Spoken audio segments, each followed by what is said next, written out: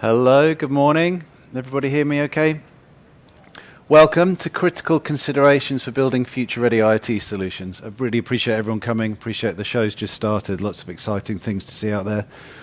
But hopefully we can kick off the day with a bit of a light-hearted look from the perspective of a customer. So I appreciate here that we've got everyone at the show from connectivity experts, people that work with SIMs every day. You've got device designers, people that are staring at circuit boards and modules, and we've got that real breadth of the whole industry. But today, the way I'd like to present this is I'd like everyone to kind of think about it from an end customer's perspective. When all of those products, all of that innovation, all those things that we put together as industry experts, when they come together as a thing that a customer is trying to take to market, it's this consideration of what steps they have to run through in order to bring something to market successfully and have some confidence that it can remain in the market for a long period of time. I mean, we're talking up to 10, 15 years now as we talk about IoT solutions in the market.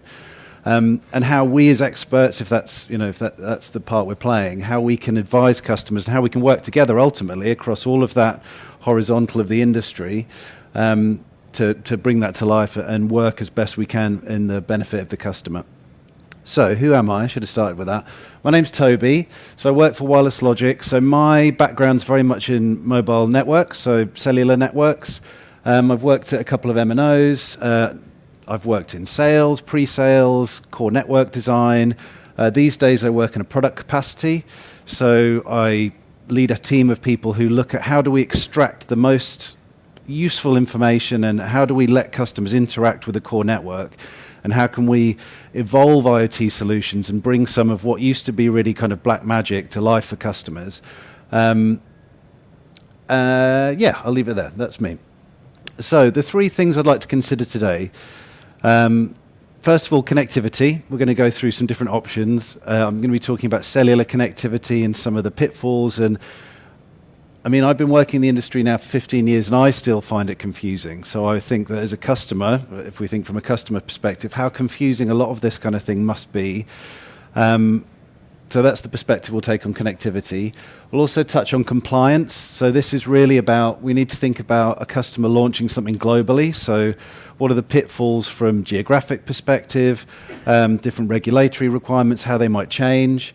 And then we'll touch on in the end on security. And again, this is really taking the view from a customer perspective of what they need to think of up front, because you can make lots of decisions as a user of these kind of technologies, but if they're going to be in the market for long periods of time, then things change, as we'll discuss. So what decisions can we advise customers to make, or can we make as ourselves as experts, to reduce the risk that these things just won't be relevant or usable in the market later on? Okay. So connectivity. There are too many choices. If we come at it from a cellular perspective, we've still got legacy 2G networks, 3G networks, 4G. We'll talk about all the different types in a minute. But there are too many choices. And I think a lot of the time when customers are coming at it, so if you think about from a customer's perspective and that kind of chain from idea to go to market, most likely the actual connectivity decision isn't something that's particularly important to someone. If they've got a great idea that they're bringing to market and they're thinking about how that can change the world and it can change lives, the actual cellular component isn't really important to them at that starting point. But then when they get towards that point, it's very difficult to navigate it. You're going to go and speak to an OEM, you're going to go and speak to a module provider, and you might not at that point necessarily have really considered where you're going to be deploying a device or how long you want it to be in the field. You're kind of, you've got a lot to think about at that point. So realistically, as a piece of advice, would be just ubiquity is king. So what can you cover? How much of the globe can you cover at the lowest risk? Cost, unfortunately, often drives decisions. So if you look at low power devices, even to kind of 5G standalone and into RedCap, a lot of the headline items when you're looking at modules, when you're looking at buying them in volume, it's obviously price. You're looking at BOM cost of your device. And heads get turned quite quickly. I had a customer a couple of years ago that had bought a huge volume of 3G only modules, and they'd clearly bought them out of the back of someone's garage cheap, because the coverage for those in the coming years is sketchy at best. So advice to a customer or advice to us as experts is to engage the customer in an honest fashion and really look at what they're trying to achieve over time. Some of the technologies might suit, others might be attractive because of price, but realistically not all of them are necessarily relevant. And the bottom one, it's really just talking about if you're an expert, if you're in the industry or if you're a customer, the drive for us as experts is we should offer our knowledge freely. It shouldn't just be about a sale, whether you're in connectivity, modules, whatever it may be. The important thing for all of us is these devices are successful in the market and customers are happy and the industry moves forward. So offer any expertise we have completely freely. So this stuff is all really confusing. It's almost impossible to navigate. So the way... Sorry. This is the same thing. So the easiest way to compare anything in the world, whether it be how fast a car is, whether it be your favorite 90s WWF wrestler, whether it be the best plane in the Air Force, the only way to do it is through top trumps. So we're going to look at different modes of cellular connectivity via top trumps. What we'll do is we'll think of a fictional use case that I'll come up with and then just walk through from that customer perspective how you might come to a decision at the end of it. So my use case is that I have trucks. So I have trucks. I'm starting in Europe. I have grand plans to move them all across the world. They are delivery vehicles. So on the roof of the delivery vehicle, it's battery powered. I'm not massively bothered about battery life. So these units, they'll come back into the garage every 1 or 2 years. I'm interested in battery power from the perspective of the longer the battery lasts, the less often I have to go and maintain the vehicle. So it saves you money, but it's not the end of the world. I want to transit about 400 megabytes of data a month. So I don't really need massively high speeds, but I need something that's going to remain in the market, and I want these units, these trucks, to stay out in the market for 10, 15 years. Take that as a number. So 400 meg, some interest in battery life, 10, 15 years. So first one, everyone knows about 2G. It's been around a million years. Speed's okay. It has some power saving benefits, but the large problem for us, whilst we've got ubiquity, it's still available in large parts of the world today.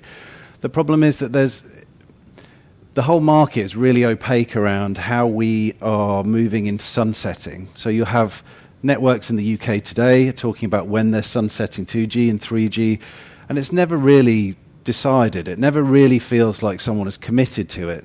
I've worked at an MNO where we've talked about refarming spectrum. So you'll say, oh, I've got 3G spectrum at 1800 megahertz, and oh, maybe we want to move LTE to that. And it's the same with 2G, and different networks will prioritize different things. So you may have some networks who, take an example of a big MNO in, say, South Africa. Now, they may have a huge 2G base based on IoT, and they may be interested in metering that's existed in the country for a long period of time, and it's reliant on 2G. Whereas then you'll have other networks, take Europe, take anywhere really, where they're more interested in coverage for handsets. So areas where LTE isn't available, maybe they've got 3G at a lower frequency and therefore they have additional coverage for it. My point being, through that rambling nonsense, is really saying that 2G and 3G, while we think that both of them at the same time are kind of legacy technologies, they'll probably remain equally in some way, shape or form. But going back to our use case, and what I was supposed to be talking about is this concept that 2G and 3G, we can't really rely on them. But if we think about my use case, so I want to run 400 megs of data a month. I'm interested in the battery, but there's that kind of trade-off between my 400 megs I want to burn a month, so I can bring my device online in 3G and then go through my data. I can push my payload, and then I can put it back to sleep. I can go back to a dormancy mode. Or with 2G, I probably have to leave the device up and running for longer and burn more of the battery. So in this case, I'm going to say that 3G wins, and we'll move on to the next one. So LTE, absolutely love LTE. Available almost everywhere, the vast majority of the world. We were saying before that there's differences in terms of frequency. There's differences in terms of how networks have deployed it. The endurance, so I'm confident that this will remain in the market. 5G networks are very much interested in keeping on EPC functional networks. So this is something we can rely on. So immediately, I'm not going to ramble on too much about that one. I'm going to go for LTE. Moving on, we've got, first of our proper low-power, modern low-power technologies. Now, low-power technologies sound fantastic, and I mean, in the UK, I think we've almost got one of the most embarrassing situations as far as LPWA, whether it be narrowband, whether it be LTM. If you go to ChatGPT or any kind of AI mechanism and ask it, tell me what is available in the UK. And bear in mind, if you're a customer, you've bought these modules, maybe you're planning on deploying them, all you want to know is what's available where. And that information doesn't exist. If you ask ChatGPT, it will tell you that Hutchison, E, and Vodafone all have narrowband and LTM networks, and they cover the entire country. But bear in mind that those AI models, all they're doing is taking information from what's available to them. So it shows you how much misinformation there is available. So you as a consumer, you as a customer, trying to navigate that is almost impossible. And I've worked in the industry 15 years. I'm sure you guys have seen some of the issues specifically in the UK around this, and it's almost impossible. E apparently releasing a narrowband network at the moment, but I don't understand where you're supposed to find the information. It's super difficult, and it shouldn't be. Whereas in Europe, it's better. There should really, if we're talking about utilities, and you can get into a long conversation about Britain needing to nationalise different utilities, but there should be a conversation to be had with MNOs like there is in Europe, specifically around Scandinavia, where there's a commitment to offering these technologies because it's understood that it's for social gain, it's for metering and everything that might get to a greener future, etc. But there's not been really any investment in it properly in the UK. Anyway, I've rambled again. So go back to our comparison. So bear in mind my 400 meg. I quite like the idea of LTM here. So I'm in Europe. Let's say that I'm specifically interested in Southern Europe. LTM is well covered. So places like France and Spain, most networks you can achieve LTM. So I'm taking the benefit of my battery saving from LTM, and I'm going to go with that. My next one is not my favorite. NB-IoT, lovely idea. It's really great. Some of the problems with NB-IoT being, networks aren't really committed to it. Doesn't really seem to me. There was a lot of talk from obviously AT&T more recently. Singtel have talked about pulling it. China also, one of the networks there are talking about deprecating NB-IoT. But before we go into it, realistically, my van needs to move. Cell handover and NB-IoT isn't great, so I'm just going to get rid of that one straight away. So we're on LTM still. We're quite happy with that. One of the older, more legacy technologies, Cat 1, so an earlier release of LTE. Should have changed that. It's good. It's a bit basic. We can have some confidence that it's going to remain. Speed's okay. It's fine for my 400 meg a month. And yeah, I'm going to go with the legacy technology here. So how can we improve? One of the newer launches to market, you guys probably will have heard of, is this concept of Cat 1 Biz. So Cat 1, we couldn't save enough battery. We weren't really that interested in LTM, or didn't like the fact that it wasn't really ubiquitous enough for us, it wasn't available in enough places. Cat 1 Biz has solved this in what I consider to be quite a simple way. Is they've just reduced the number of antennas. So we run on a single antenna and we save power in that way. And for my trucks, my 400 meg a month, I love the idea that this is available almost everywhere. There's still questions around what access to power save modes you can achieve in Cat 1 Biz. Generally, it's networks that already support them in LTE and narrowband. But again, this is kind of the case, it's a similar case to what we were saying about low power wide area networks in the UK. There needs to be more information from the MNOs to describe what they offer. And if they want to monetize some of these technologies, they need to be open and honest about it and make it really freely available and understandable for consumers. So we're on to Cat 1 Biz. Now we're really going into the future. So this is, I think, 5G standalone RedCap, whether you guys have read into it or not, it doesn't really exist in enough of a capacity for it to be relevant, in my opinion, at the moment. So networks globally, you look at some parts of the world, they haven't really even engaged with LTE. They're still relying on 2G and 3G, and that's fine. It depends on the market. It depends what they're trying to manage. But we're already talking about 5G. We're already talking about 5G standalone. We're already now talking about 5G RedCap. But if you think about this from our perspective, our 400 meg a month moving around the world, we need to be able to access these networks everywhere. And how long has it taken? The first LTE network was, I think, 2009. Not every single network in the world has actually moved to LTE. And for that investment, so it's not even just the core network in 5G. For a standalone network, you have to replace the radio interface. You have to replace every single node on the network, and these are enormous investments. So if you're thinking about someone who wants to roam freely around the world, and we'll talk about eSIM and maybe how that makes some of these concepts easier, in 5G standalone, roaming isn't even really a thing yet. I mean, some of the initial roaming contracts are being considered and negotiated, but it doesn't really exist yet. But that doesn't stop the fact that the OEMs, the module manufacturers, they're already selling these. So unless you're going to somewhere like Norway or Denmark, where it's, some of these technologies in a local capacity are quite well adopted, this is utterly useless. So whilst we have endurance and speed and it's fantastic, it just doesn't exist anywhere yet. And that's the real disconnect between the kind of 3GPP standards, and conceptual technologies in cellular to what's actually reality, what people are buying, and what MVNOs and MNOs need to provide to customers. There's an enormous disconnect, and it's really difficult to navigate. And then probably the most, actually I'm just going to get rid of that one.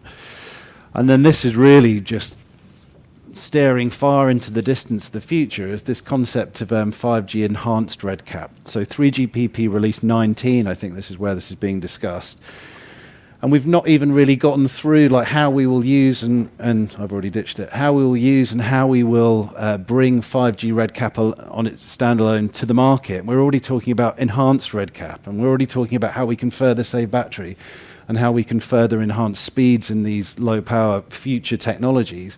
But the bottom line, it just doesn't exist yet. It's not practical. Like I say, if you have a deployment in a really localized geography, that provides you with a 5G standalone network, you might be able to have access to one network, one MNO in that location. Is that enough? And then if you want to take it somewhere else, you've already bought all of these modules that are quite specifically bound to this future, this kind of conceptual cellular technology. So for me at the moment, it's crazy that these things are already being sold. I agree that eventually when 5G really comes in and gets properly adopted globally, it's a great idea, but it's just going to be the same thing with LTE, where it took years and years. Low power, it's taken years and years, and the adoption just hasn't really occurred. So, sorry, I rambled. The winner for me is Cat 1 Biz. It might not necessarily be the winner for your customer. It might not be the winner for specific use cases or how people kind of run through and prioritize where the devices might go in the market. And you don't have to use top trumps to work these things out with customers, but it just shows you that if you're going to a module manufacturer, I don't think a lot of these things are necessarily considered. And I don't think as experts across the spectrum of IoT that we make it easy for customers to really understand the realities, whether that be the actual cellular technology or where they're deploying the devices. So if we go back, and I feel like it's a bit of a history lesson, but back to 2010, so there were two things in the market that Apple have changed completely, I think indirectly. Well, they weren't kind of planning to do it. And I've never had an Apple device other than an iPod many years ago, so I'm not kind of a fanboy. But Apple have changed the market in two separate ways. So when we came out of about 2000, and I think the first Apple iPhone was 2008 or 2009, but then instead of smartphones, everyone had BlackBerries, and BlackBerry was very push of the unique selling point of a BlackBerry was this concept of data compression. So you could run emails, you could look at some very basic images if you wanted to, but they compressed data on the network, and that really came forth because the MNOs were pushing incredibly high prices, especially for roaming. So in roaming, if you accidentally took your BlackBerry or the first smartphones in kind of early 2008-9, this whole concept of bill shock came to market, where people could end up running up bills of tens or hundreds of thousands of pounds on roaming data. Now, the reason I mention Apple is because their entry into the market, they weren't really interested in compression. They were interested in applications like Facebook, video sharing, photo sharing. And what that really pushed this commoditization of data, whether it be in your local market or whether it be in a roaming capacity. Now, I'll try and get back to that when it was green. I think it will just start moving. But then, kind of 2010, before it all went red, everything was available. You could go to Brazil and permanently roam. You could go to the USA and permanently roam, whether that be 3G or LTE. And it was super, super simple. Now, as we've kind of moved towards the modern day, the problem, and again, try and put yourself in the perspective of that kind of end customer, and you want this globalized solution. Again, it's just not really clear. So I've been doing this stuff for 15 years, and it seems like there's a different piece of news, or there's a different opinion from an M&O almost every month. So you've got kind of your concept in Brazil, you've got in the US, it's not really, do you need PTCRB certification? Do you need GCF? Do you need Verizon to certify your device if you want to use band 13? Now we talk more recently about places like Indonesia and Singapore. They're talking about permanent roaming, but there's no public engagement. And if you're someone with tens or hundreds of thousands of devices and they're in trucks or they're things that are very difficult to access, it's really impactful for your business if you have a roaming solution to think that there is very little you can do about it. And given that, I mean, from an industry perspective, I find that there's no, tangible communication about it. So from the customer perspective, I don't know what you're supposed to do. Phone up the networks, try and get a direct opinion. It's very difficult. Now, one of the ways to fix this originally was supposed to be SGP02. So we're into talking about eSIM. So you can have a roaming solution and, best efforts in roaming, and you can manage things in multi-IMSI and different ways to try and deploy things without falling foul of regulation, without falling foul of permanent roaming. Now, SGP02, this is the old M2M the old M2M eSIM standard. That was supposed to fix all of this. It was supposed to be this concept you could take a SIM, an EUICC, kind of an advanced version of a standard SIM card. You were supposed to be able to take it to market and then change it. You're supposed to be able to go to Brazil and make it TIM Brazil. You're supposed to be able to go to the US and make it a Verizon SIM, essentially. And in that capacity, you were supposed to be able to navigate all of these problems. But the reality is it's not that easy. The problem largely with SGP02 is you've only got particular players in the market. And that's largely because SGP02 is a technology from a network perspective. It's super complicated. Well, it's not that complicated. It's super expensive. So if you're an M&O or an MVNO and you want to go and integrate with Singtel, say, in Singapore, it's going to cost you like £100,000. It's going to take you 6 months for the project. You've got to put up VPNs. You've got to connect these things, SMDPs, SMSRs, and all of this stuff. All of the SGP02 stuff was built for the automotive industry, where you have big players like your BMWs and your Mercedes who could go and push their way around and get some of these things done with the M&Os. But it's been slow, and only really the profiles that you could ever access, one of the ones that have engaged with your provider and have been willing to spend the money and invest in it, and also just the ones that have that kind of capacity, that monetary kind of clout to have done it. And it's taken years and it still hasn't really come to pass. I talk about Apple again, second time. So Apple changed things in a large capacity for me by bringing out devices that didn't have a SIM card. So we all knew that. So SGP22 is the consumer standard. But what Apple did, again, I don't think necessarily on purpose, is they said we're not going to have SIM cards in our phones. So if you're an M&O and you want to keep selling Apple devices, you have to go and get something called an SMDP Plus, or you have to have access to one. And that allows you then to download your profiles as an M&O, your connectivity, your SIM card to those devices wirelessly and without someone plugging in a SIM. And this is where SGP32, the new IoT eSIM standard, will start bridging this gap. And instead of just being these big heavy hitters, the big players with all the money to burn, who as a small provider, so if you're only selling a couple of hundred or a couple of thousand devices, none of these guys want to talk to you.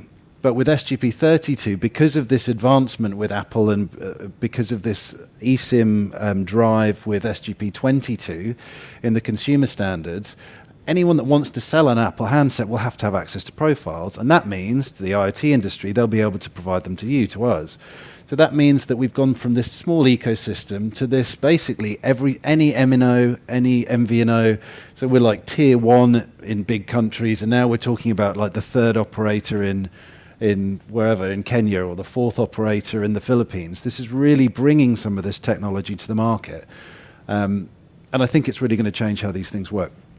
I think there's a little animation. Yeah, it's bridging the gap. But again, I mean, people are talking about this technology, and it will take a little bit of time to get there. But as industry experts, I think we need to continue to talk about how it works. And I think one of the winners in all of this kind of area isn't going to be the MNOs. It's going to be those connectivity providers that can provide you an interface into a lot of these different providers. Those that are willing to partner. So I think personally, I work for an MVNO, but I think MVNOs should come out of this in a stronger position.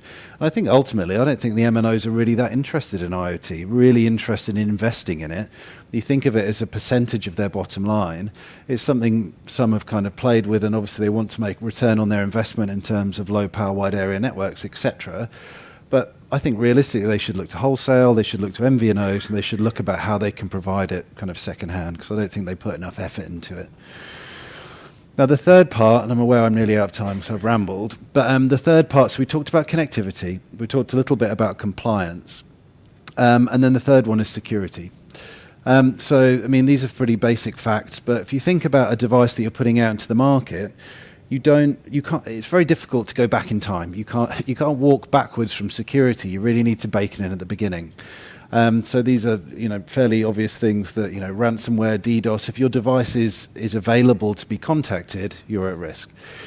So if you think about it, so this is a framework that we use at Wireless Logic, but if we think about it from kind of three perspectives, and I won't go into the detail because we're almost out of time. I'd like to take some questions. But if you think about it from a customer perspective and our part in the industry, you've got three parts. You can either think about it up front, which for me is kind of this defend concept. If you need to be putting keys on the devices, if they're all going to be authenticating into the cloud individually, you don't really want to be sending someone a CSV file with all of the keys, right? You need to think about how you can embed the device end of the key into the device securely. And there's different technologies like IoT Safe, which hasn't been properly absorbed into the market, in my opinion. You've got PDQ machines, so payment machines. They already have a secure element in them. They already manage kind of updates of certificates. And I think IoT devices need to move into that realm themselves. Appreciate that payment devices are actually taking payments, so it's more of a security concern. But as an industry, we need to start all bringing it together. This concept of detect. So whilst you can put in different security controls and constraints when you're designing a device, things change over time. So there should always be a consideration of what can you watch on the wire. So we run a system, an anomaly detection system, and we onboard customers to it for free, and then we see if they want to adopt it later in a paid capacity. But the amount of times we see customers sending data to unknown endpoints, so IP addresses that they don't recognize.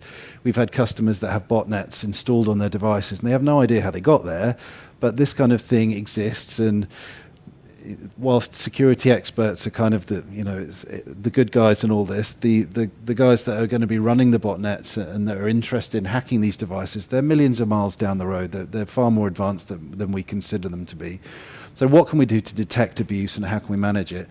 And then reacting, and this is really just around policy. And this stuff, I know this stuff sounds boring, but your company should have a policy for reporting this stuff. So when a security breach occurs, how do you manage it, and how do you properly support staff in doing so? Because if someone realizes there's a security breach and they're so afraid that they just hide it under their desk or ignore it, then that's when things get worse, and that's how we have to try and manage that together. And I think that, sorry, I've ruined my marketing team's animations. So sorry, very quick. Key takeaways. So plan for the long term. Help customers. Put yourselves in their shoes, because if they're not successful, then we're not successful. Use industry experts. Call me. Call anyone on a different MNO or an MVNO. People should make themselves available to talk about these things, however large the deal is.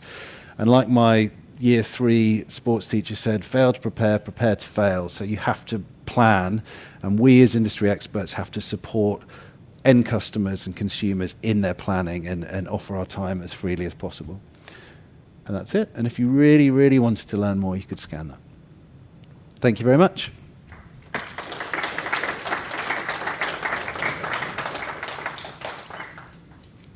Would anybody like to ask a question?